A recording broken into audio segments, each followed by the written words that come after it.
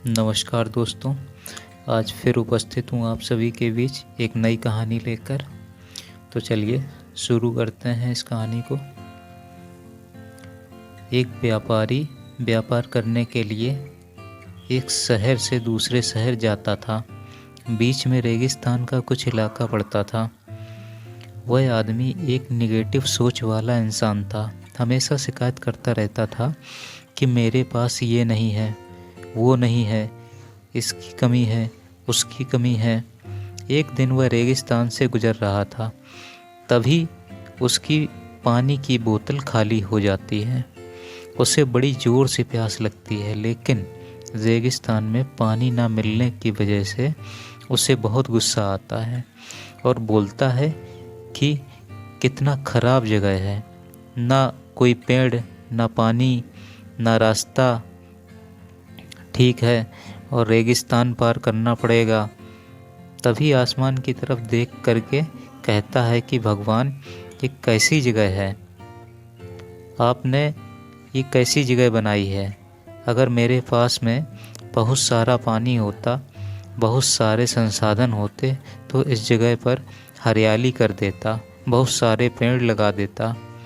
वह आदमी ऊपर देखकर ये सब बातें कह रहा होता है और ऐसा लग रहा था कि जैसे ऊपर वाले से जवाब की प्रतीक्षा कर रहा हो कि भगवान कुछ कह दें। अब चमत्कार ये हुआ कि वह जैसे ही नीचे देखा, उसे अपनी आँखों के सामने एक कुआं दिखाई दिया। वह पूरी तरह से घबरा गया, क्योंकि उसने कभी भी उस रेगिस्तान में कुआं नहीं देखा था। वह कुएं के पास पहुंचा और देखा कि कुआं पूरी तरह से पानी से भरा हुआ है, परंतु वह आदमी निगेटिव सोच वाला था और वह हमेशा की तरह शिकायत करता रहता था। और फिर से आसमान की तरफ देखते हुए बोला, भगवान, पानी से भरा हुआ कुआं तो दे दिया, लेकिन पानी निकालूंगा कैसे। तो इस बार वह नीचे देखा तो फिर से चमत्कार हुआ। उसे कुएं के पास रस्सी और बाल्टी दिखाई दी, लेकिन आदमी फिर से ऊपर देखा और बोला, भगवान, अब इस पानी को ले कैसे जाऊंगा। तभी उसको एहसास हुआ जैसे उसके पीछे कोई है। वह पीछे मुड़कर देखा तो एक ऊंट खड़ा हुआ था। वह पूरी तरह से घबरा गया। तभी वह सोचने लगा कि ये बातों ही बातों में मैंने भगवान से क्या मांग लिया। ये तो सभी बातें सच होती जा रही हैं और अब मुझको यहाँ पर हरियाली पैदा करनी पड़ेगी, पेड़ पौधे लगाने पड़ेंगे। आदमी को भरा हुआ कुआं मिल गया, बाल्टी मिल गई और रस्सी भी मिल गई। पानी को ले जाने के लिए ऊँट भी मिल गया, सब कुछ मिल गया।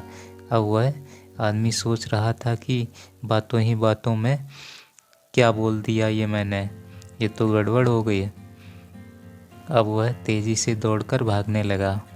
वह भाग रहा था और उस जिम्मेदारी से बच रहा था।